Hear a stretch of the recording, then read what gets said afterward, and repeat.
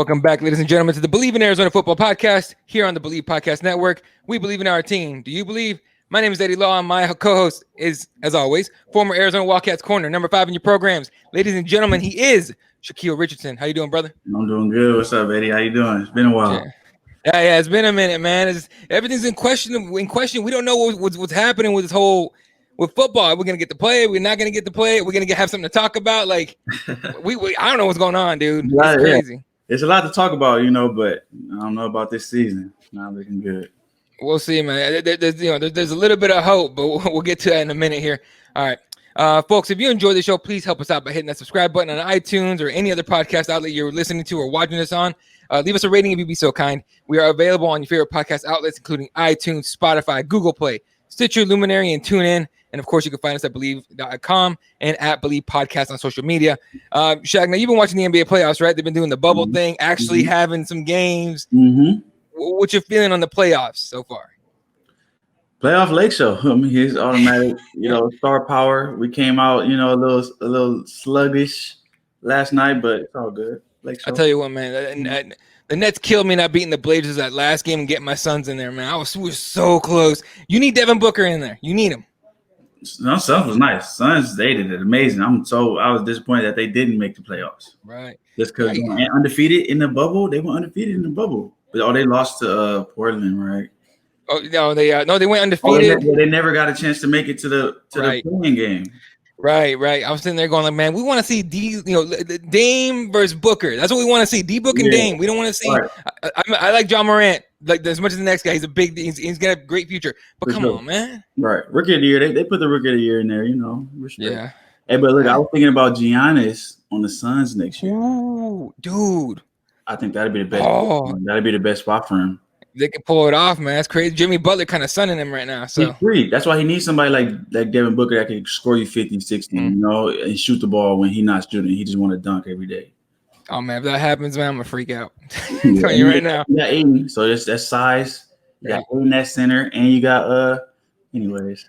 Yeah, no, it'll get good. So, I was not much of a betting man. I'm not normally an online betting man whatsoever. Normally, I leave that stuff for the occasional, Las Vegas trip. But with Bet Online, I've actually been placing some bets, dude. So mostly on MMA fights in the UFC. But man, after seeing the Lakers finish off the Blazers with LeBron dropping a big triple-double, and then AD had that monster game in the same game with him, I was thinking about putting some money on LA to get to the finals. Although, last night's game 1 kind of got me worried for a second. But don't worry, easy call. Rockets, they can't.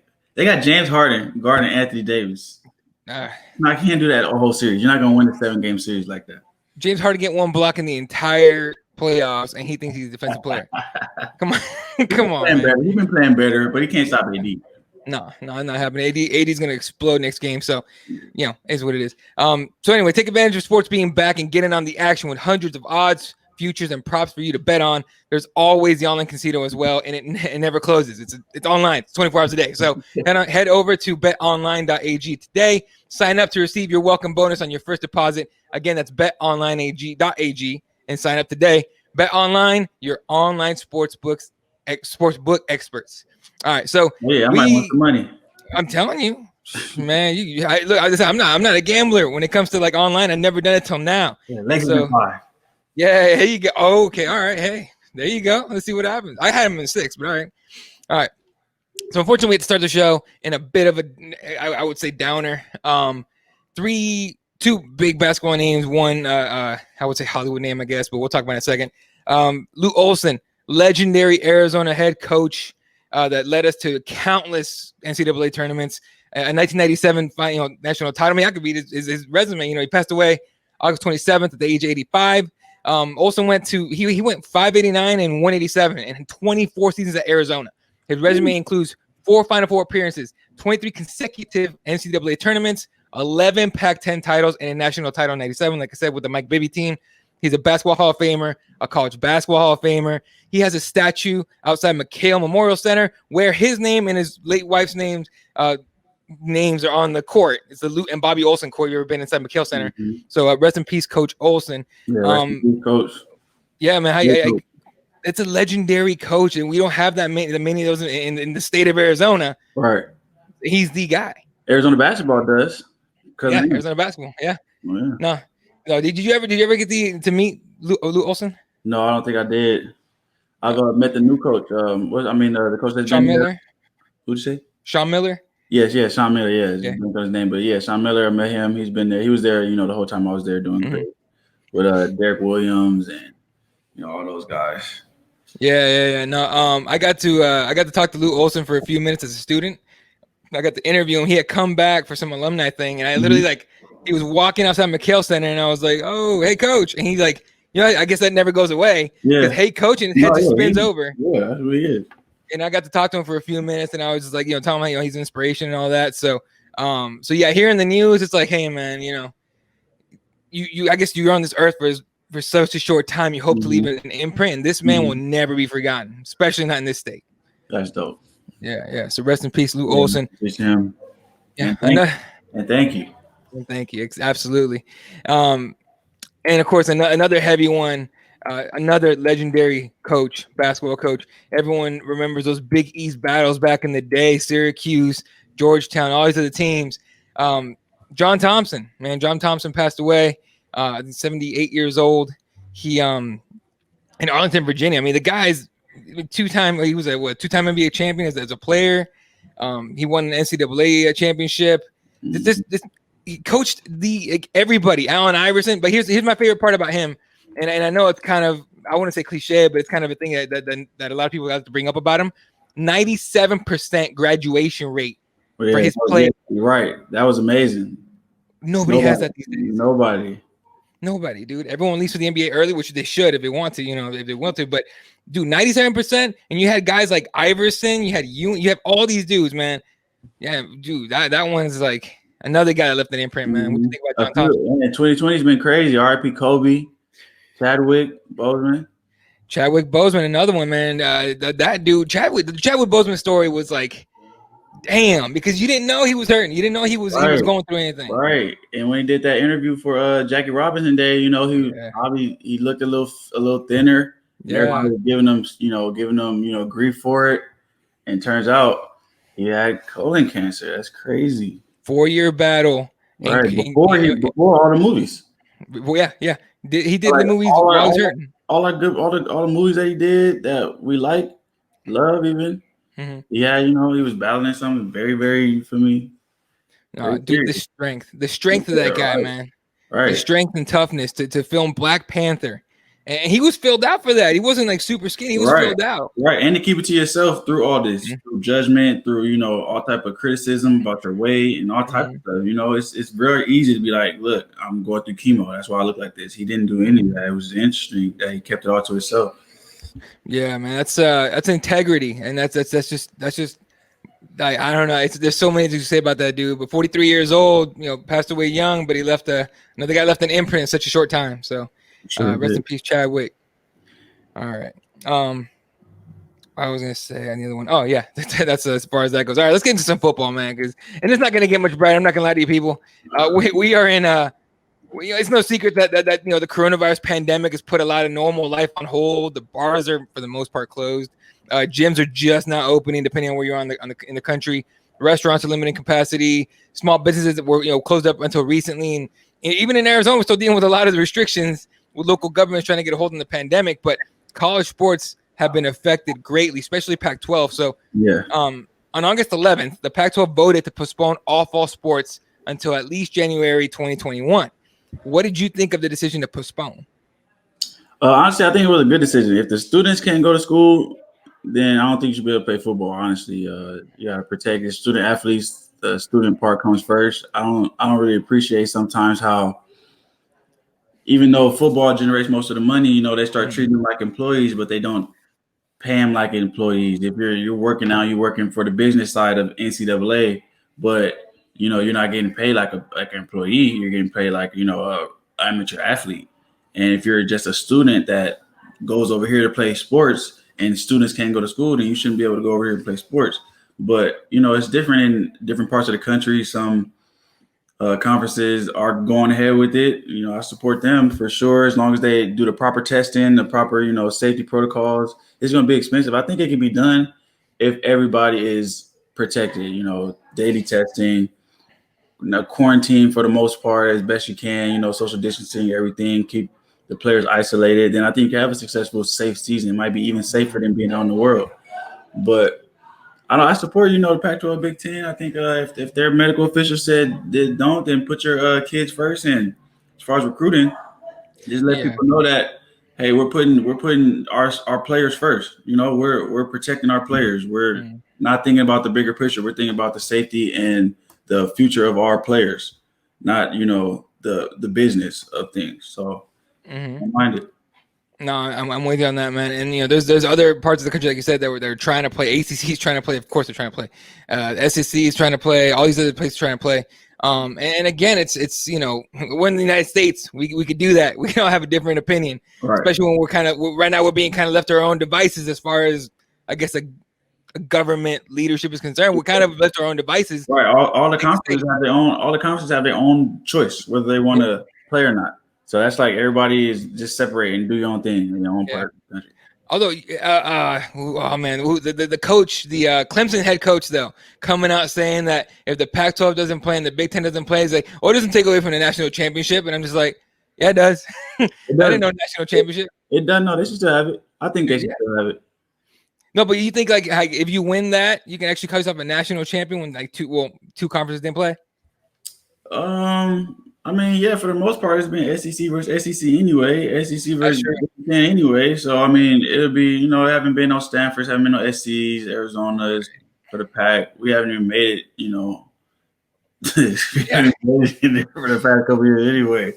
So, whoever's playing, go ahead and play.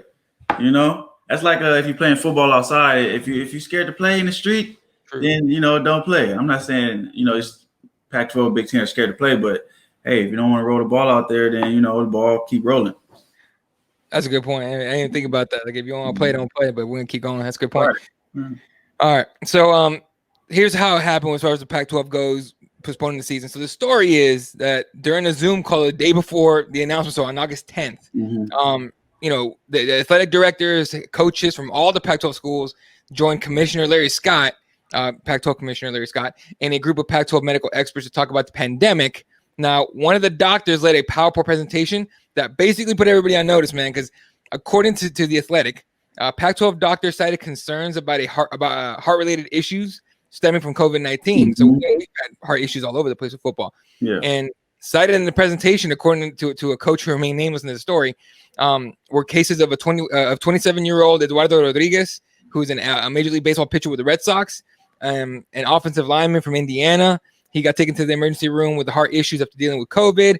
And Michael Ojo, who was a former Florida State basketball player who had recovered from COVID but passed away from a heart attack not too long ago. That's just to name a few. Like young athletes, right? Like guys that were in shape and healthy. And then not too long after that, ESPN came out with a report linking COVID-19 to myocarditis, I think is how you say it. And so myocarditis is inflammation of the heart, which can result in heart failure. So, dude, we're talking healthy young guys. Right. Healthy young guys. Let one guy, college player from these teams that's going, let them die at work or anywhere related. And that's why they're trying to keep all the results private. They're trying to keep all the results private. Each school is not telling everybody how many positive tests or if they're positive, they're negative. Let one kid pass away from COVID while playing these football games. It's going to be a problem. Yeah. No, exactly. If you're going to do it, you got to keep them safe. Because if you're not keeping them safe, then you're taking advantage of them, of the kids, They're 18, but they're not even 21. Not even 21. Don't get paid. Can't buy their own jersey. And right. You're going to ask them to do that? Don't have a choice. Really, if your team go, you can opt out, but is that already a benefit for you? Right, exactly. So the popular thought before this whole, before the sports got postponed and canceled, was that it's old people and people with pre-existing conditions that were in danger. Now we're talking healthy young folks, right? But we know the heart issues have always been a problem when it comes to sports, especially football. So doctors did repeatedly say there's a lack of information on COVID, and which is a big part of the decision to postpone. There's just not enough information on it yet. It's just, again, the unknown, man. The unknown is what's scaring everybody. Right. Or at least two conferences are scared out of their minds right now. Yeah. That's because you should listen to your doctors. Don't fault them for that. But I feel like if you wanted to have the season, then you just have to put in the financial backing to harbor a safe environment for the student athletes. They can spend the money. NCAA, you see how NCAA just took their stuff right out of the picture, took all responsibility out. They want to be hands-on with everything else. What they got to do with student athletes. Oh, he's suspended. He can't do this. He can't do that. But when it comes to this situation, they say, all right, y'all all on your own, and we'll just stay in control of everybody. But y'all make their own decisions. And now I don't think that was responsible. I think the NCAA should have kicked back some of that money and provided, safety protocols for everybody in the NCAA. If you're getting credit for all the NCAA, benefits, or these players and these conferences are basically, I didn't know the conferences work independently from the NCAA until this year. Yeah. I thought the NCAA was, basically in control of all the conference collectively, and they could make decisions for the conferences. I didn't know they could just take a back seat. I just want the kids to be healthy. I love football. I want to watch it this year. I just want the kids to be safe first and foremost. Man, safe and everything. And I want them to be transparent, like not telling the cases and everything. Tell me that there's no positive cases. That's what I want to hear. Exactly. And you're right. The financial backing of it, the NCAA, as soon as it came to money, NCAA is like, oh, what? we have nothing to do with that. See, yeah, nonprofit. Yeah. Nonprofit. We haven't made any money. Call yourself a nonprofit, man. We haven't made any money. We don't have any extra money laying around. We're broke. Oh, that's crazy. And they leave it to the schools to do all this stuff, man. Leave it to the schools. That's not how do you just, it's like a dad just being a dad, and then once something goes wrong, they just leave. Exactly. No, dude. And then like for example, Division I, for the most part, most schools have enough money to survive for a while. Yeah, D2, D3, like D3 schools were like, nah, we're done, we're out, like we're canceled. They ain't got money for that at all. Right. If I was an athlete though, I would just or sure I am an athlete, but if I was in college still, man, I would have to like get a trainer. Yeah, I'll get an A1 trainer. I had a trainer in Arizona, Will Sullivan. He was out in Phoenix. Yeah. And once my junior to senior year, I trained with him all season. And man, I came back sharp. As individual, one-on-ones. After you got film, have somebody a separate coach, or get with your coach, watch the film, get better, work on little things, and I can see a lot of players making a big jump from having a year off if they actually, did the right things. As far as getting better, you can get better. You can get better in this time for sure. For right, definitely not a time to sit down and just chill and wait and see what happens. Yeah. So just on a short note here, a couple of days ago, the Pac-12 did announce a partnership with Quidel Corporation to supply daily rapid tests that could help bring back football activities and possibly bring college football back sooner than January 2021. To me, it's a long shot, but the biggest key to me was that the test results, you take a test and it's back within 15 minutes, which to me, the biggest part of it is it allows for shorter, at least better contact tracing, right? You can find out who you talked to in the last 20 to 24 hours and be like, no, everyone go home. Stay inside. We want to spread this thing. Or you go home. Yeah, or you go home. Yeah. Well, everybody else should stay. Yeah, if everyone else tests negative, you go home. Just go trip for 2 weeks, and we'll see you in a couple of weeks. You'll be all right. I think that would be inducive to having a season this year if they have around the clock testing, every day testing, 15-minute results. I don't see why you can't have a season. I feel like if they implement that and they get all their players tested and they go 2 weeks with no positive tests, I think the season will boom kick off. Yeah, and usually when they announce a partnership, it means the school's not paying all of the out of pocket completely. They usually advertising exchange or whatever contracts. Yeah, I think if they do that, I think the season will start in the next a week or so after that. They'll just say, hey, forget it, let's just start it up. We got a game. Probably give them 2 weeks training camp, and then hey, we're playing 8 games this year. Yeah. If they don't make their money if nobody is sick. Exactly. No, you're right. All right. Now we got to look at the other side of the coin of this sort of. We got players and parents wanting there to be fall sports, and as long as certain health, like we were talking about now, as long as certain health safety guidelines are met, and we got other conferences saying that they won't, that they're going to play. Other conferences saying they won't play this fall. We're dealing with a lot of transferring, right? Now, you're a college athlete, but let's talk about some of the guys that are leaving us, unfortunately. get in there. So the Schooler brothers are gone. Now, wide receiver Brendan Schooler had transferred over here to Arizona from Oregon. Never even got to suit up and play for the Wildcats. Was he even good?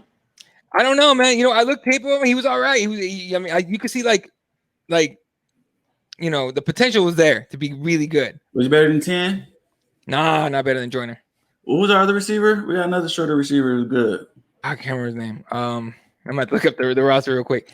But no, he was solid. He would have helped a lot. 5. Don't they have receiver number 5? Castile? Yeah. He's decent. He's decent. He's got it solid. Again, we had a hard time with Khalil back there, running for his life every 2 seconds. Right. We don't got that problem. Yeah. Now, hopefully that O-line, holds enough for Grant Gunnell. Gunnell needs to stay upright.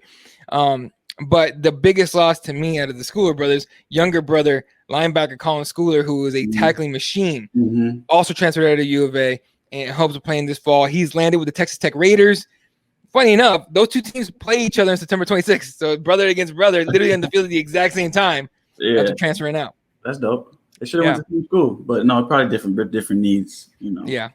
I mean, I don't blame anybody for transferring in this time. If they want to take advantage of this year, they have the players should be able to be in control of their career more than they allow players. Like there's a transfer portal now, which is good because before when I was playing, you transfer, you got to sit out a year. If you transfer in, you got to sit out 2 years. So it's like now being able to transfer for a better opportunity for yourself. I support that 100%. We're losing some good players. And Tony Fields, we lost Tony Fields. I like Tony Fields. I was looking forward to actually watching him play next year. But we're gonna need some players to step up, and I think we should heavy on offense, heavy offense. Yeah, it's hard to develop a defense in a day. Right. Offense, you can score a touchdown in one play. Defense is hard to stop somebody, a whole game. Right. No, you said Tony Fields off to West Virginia, the Mountaineers. There is a former U of A coach there working with their defense, so I'm sure the familiarity is there. Adai, Coach Adai. I think so. Yeah. I know Adai. Adai worked there when I was at Arizona. Yeah. DB coach. Yeah, and I know his brother well. Jaleel Adai for the Chargers, or he played for the Houston Texans now. We train in the offseason. Yeah, those are my guys. Yeah. No, he off to West Virginia too, and the familiarity with all that with a defensive coach, with any coach really, but that always helps. So for sure. But you're right. We need this defense is gonna have to step up big time. We lost our 2 top tacklers, man. We're gonna have to be an offensive team. You losing 2 top tacklers like that for next year to compete, we're gonna have like a top 5, top 10 offense, yards, touchdown points, and all that type of stuff. I mean, I like our quarterback. I like our receivers. I gotta pay attention more to the O-line. I think we just need to go heavy offensive powerhouse because we got a quarterback that has a lot of potential. If we could propel this quarterback to be like, one of the top 5 quarterback in the league, I feel like he'd be like a top 5 pick. Not top 5 pick, but a top 5 quarterback in the draft. If he, continues to get better. He's young. He got 2-3 years to get better. Win some games. Got to win. And with Coach Sumlin, I think you can get him the yards, the accolades, the low turnovers, everything he needs to be a good prospect. He's taller. Right, and that's the word on Grant Gunnell from all these other outlets and everything, talking about he's a preseason pick to be a really good quarterback and all that. How they were saying they used to say that about Nick Foles too. Like people when Nick Foles transferred from Texas or from where did he transfer from? Texas, right? Yeah. So when he transferred over, he people were saying like, oh, he ain't gonna be nothing but a regular backup and everything. It's like, nah, well, yeah, a backup that won a Super Bowl, dude. What are you talking about? Nah, Nick Foles, my guy. Yeah, Nick Foles, dude. Nick Foles, the man. Like, you never would have thought that dude would have ended up, winning the Super Bowl like that. I would. He had the prettiest D ball. Yeah, he did. No, I remember that. Yeah, and I definitely got faith in Nick Foles. He with the Bears now too. They're gonna do a lot better now too if they let him start. Yeah. Well, he's starter, right? No, Trubisky's starting. They just announced it. Okay. Yeah, but Trubisky, man, he'll give that job up pretty quick. Right. I'm not putting him down. It's just we watch. Like I watch too much football. Yeah, and if he does, Nick Foles will be right there, ready. They got good defense. They got Eddie. The DB or the DB Eddie something. A baller at safety. Oh yeah. Khalil Mack. Khalil Mack, the train. So they got I like Nick Foles. Their linebacker core is crazy over in Chicago. So that's definitely a team to watch with the season starting, next week or the week after? Yeah, I think it's this week, next week. It's in a couple days, probably. Monday Night Football. I want to say it's next week, but I'm not sure. But either way, yeah. So that as far as those guys go, like we're hoping for the best with Grant Gunnell, with Jamar Joyner. Running back wise, I forgot who we grabbed who we have at running back, but it's a bunch of young guys. Like you said, we're like bottom line, transfers and all that. We need the young guys to step up, right, and get to it. As far as the defense, I'm scared for the defense.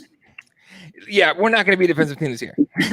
We're not. If we play, we're not going to be defensive at all. We need to put up as many points as possible, and at the very least, be entertaining enough for the East Coast writers that put up all the headlines to watch us a little bit. Right. So, when I get in there, I'm the staff. I'm recruiting the D linemen. So there you go. Get the D linemen and the DBs going, man. All right. So keep in mind, the NCAA Division I board, at least Division I, has approved a free year of eligibility for all fall sports athletes, regardless of how much they play this season. So if they do play, they don't play, they get an extra year according to NCAA. Now, this could impact how many scholarships athletes a program has. I saw some places have like now that they're doing that, they're gonna have like a ridiculous amount of scholarship athletes. I don't know how it's gonna work. You know what I mean? But this COVID 2020 is a mess. First of all, to begin with. Right. I mean, for these guys, I mean, if I'm a junior and I'm using this, if I'm a junior and I miss my junior year and I'm going to my senior year and I get another year, I mean, hopefully I don't need that other year, Hopefully I made my growth for my junior year, even though I didn't play. I made growth from the last game to my next game, because a lot of growth can be made off the field with little details and technique and habits and stuff like that. Right. That could, make some improvements for next year. So if I'm a junior, I'm gonna just, put in all my work this off season, like I'm still playing the season, get better, and then next year do my thing, try to get up out of there. Don't use it a year if you don't got to use it. I would, right, because you're just getting older and it's just more risk of injury. Some of the guys are opting out in training and getting ready for the league. That's not right either. No, and that's what I saw. I was like, if you have the resume already, go. You might as well go. Train up, be ready for the combine. It's like, this is a weird year. They still gonna pick who they believe is good from last year. It's gonna be players, but they're gonna forget about some players, but they're not gonna forget about some of the players that are already top 1, top 2 at their position. Had top 5 in stats last year. Mm-hmm. Some of those players, they don't even have to play. Like Gronk, you see what Gronk did? Gronk, he played, sat out, and then went league. Yeah, we played, broke it. I forgot the exact injury. He missed his back up, had surgery, and just trained his butt off, dude. Like, right. And football is gonna be football, So if you clearly can play football already, you don't have to prove to us that you can play football again on the college level. We already know you can play football. Your body ready, then come on. About not only, but one of the things that would help for some of these guys to stay and take the extra year if they choose to, at least as far as sophomores and juniors go, is the leadership quality of a team, man. We talk about this all season long last season. We lacked leadership from top to bottom. It seemed like Tony Fields is the only guy on the field that cared. Yeah. And you can't have that on a team. Not at all. Not at all. I mean, we had a different, defensive coach last year. Right. Offense, we're going back and forth at quarterback. So, it's hard to have a direction, but I'm interested to know what's going on over there. I want to get in there actually and see what's up. Hit him up, see what's going on, dude. Like, I mean, who knows? Like, behind closed doors, things would be completely different. But yeah, go ahead. No, go ahead. We after we had Coach Meat was a DB coach. I heard that they were like without a DB coach for like 2-3 months. Well, I remember like 2 months, without a DB coach. I'm like, dang, I wish I would have known that. I would have popped in. See what's up. Yeah, why not, dude? Hey, come back to the desert. Why not? Mm-hmm. All right. So as far as I don't know if you got to take a look at the 2020 the recruiting class, mm-hmm. and if you've looked at it, has anyone stood out to you? I haven't looked at it. Yeah, look, so we have a lot of guys. They usually only highlight the big names, right? We have a lot of 3-star guys and all that. As far as enrolled goes, we have this quarterback from Gilbert named Will Plummer. Mm-hmm. His brother, I want to say his brother plays quarterback for Purdue. And then offensive tackle Woody Jean from Florida. And I'm always a fan of getting Florida guys. All right, Florida guys. Wait, Florida and Texas guys. I just put this up. We're ranked 11th out of the Pac-12. Yeah, it's not great. Oh man, it's not great. But 2021, the 2021 recruiting class though, supposedly is pretty solid for us. Let me pull it up real quick. Let's see. Yeah, 2021 supposedly, like, there's a lot of like talk about can Arizona save the 2021 class and all that with the Pac-12 not playing, which is a huge point because you can always lose guys on that. But as far as the recruit goes, right now with the way things are going, and I want to see more D linemen on this list. D tackle. We don't have that many. 6'7", 250. Yeah, I like that. I don't know. Let's see. Yeah, big guys. I like that. I'm just looking out here. I only see like one D tackle. Yeah. Well, I don't pressure on the quarterback. If you got a defense that gets pressure on the quarterback and stops the run, you'll have a good team. Period. No, I agree. All right, so I'm looking at the 2021 class, and according to 247sports.com, we're ranked. Actually, I can actually put this up on a screen, dude. Let me see. Here we go. All right, so I don't know if you can see that or not, but there you go. So we have out of the Pac-12, we're ranked 6th next year. Okay, 2021. Yeah, there you go. 47th nationally, which nationally is pretty solid. Yeah, let's see what else. So we running back, wide receiver. So 2 running backs, wide receiver Tyrese Johnson. I've heard of him, but I don't know where. Let's keep going back through here. Kevon Garcia, Jaquaz, right, and then Jamarian Peterson, Jackson Bailey, Colby Cage. Now these are all guys that are committed. They're not signed yet, obviously. They're signing day until later. But looking at this list, man, outside linebacker, inside linebacker, running back, another linebacker. This is a heavy defensive. Heavy defensive. Maybe they heard you, man. I know. I need to come over there. Maybe they heard you. Visit some of these kids. Get them in here. Yeah, maybe they heard you. Like, hey, we need more defense. Couple tight ends, defensive tackle. Yeah. See, it's some defensive players, man. Here's the corner out of Texas, Tyler, Texas, Jakelin Morgan, 6'1", 175. Oh yeah. Sounds like some speed and some. He probably got some height on him too. Got some size for sure. Yeah. So again, like 2021 looks a lot better. We're always looking forward, hoping for the best for next year and all that. But as far as this 2020 class goes, like, man, this is gonna be rough.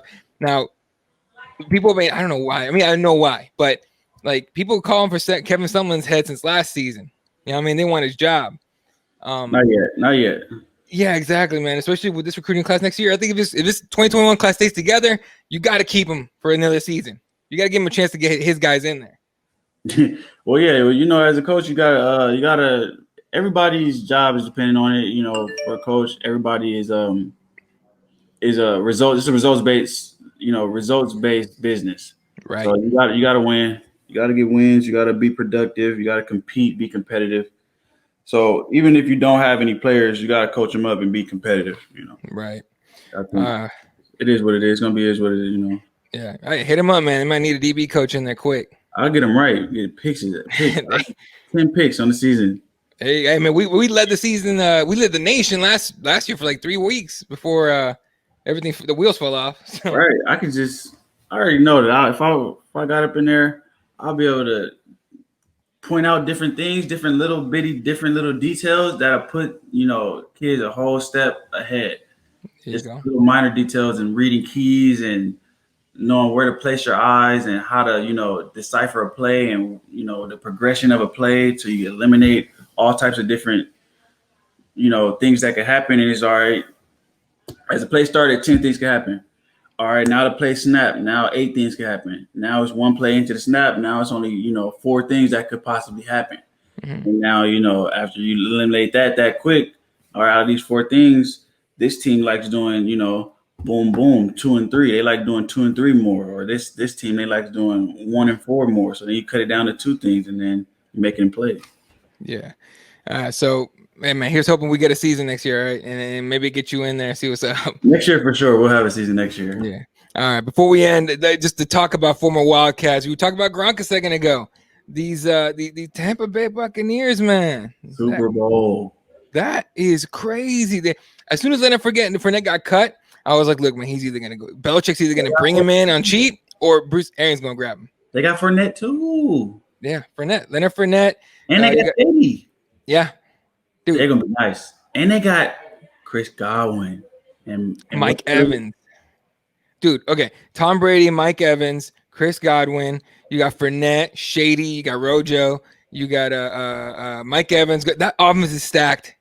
What? That offense is stacked. I want our offense to be easy. Right, that's what you want, right? A bunch of dudes like so. Yeah, so, and then Gronk. Hey, let Miz be Tom Brady. Huh? Let him be Tom Brady. There you go. Go ahead.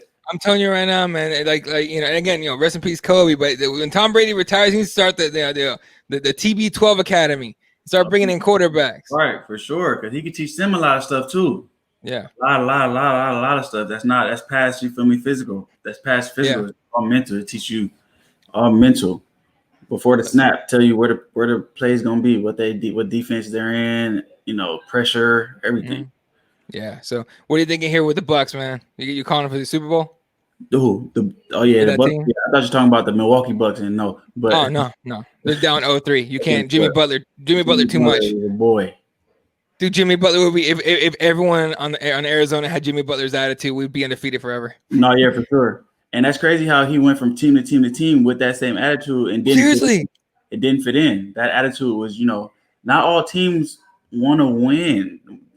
Teams want to harbor or cater to superstars. So you might be catering to a soft superstar, and then your whole organization is soft, but you're still catering because you paid them that much money, whatever. But like a dude like Jimmy Butler, he just want to win. Yep. Hey man, Pat Riley's not the kind of guy that's going to cater to anybody. That dude would have traded LeBron if he had to. Some coaches like that mentality. Yeah. They like we want dogs in there. We want people that's going to fight. We don't want this is different. Organizations, different people bring in different type of things. It is what it is. Yeah, but exactly. Bucks win the Super Bowl. I got the Bucks in the Super Bowl. Super Bowl. All right. Bucks versus Bucks and the Chiefs. There ain't no stopping Patrick Mahomes. That'd be a crazy game. That'd be the highest rated game ever. That's what viewership and all that and sponsorship. Offense is going crazy. Ooh, that'd be so much fun to watch. All right, man. So as we got nothing else, we can wrap it up. So that's gonna do it for this episode, ladies and gentlemen. Please remember to subscribe to this show on your favorite podcast outlet, and you can follow my co-host on Twitter, Instagram, everything else. What is your handle there? DR4 Unruly. There you go. All right, you can follow me on Twitter at Elaw32 and on IG at Elaw52. Ladies and gentlemen, thank you for believing. We'll see you guys next time. Go Wildcats, and as always, bear down. Bear down. Go Wildcats.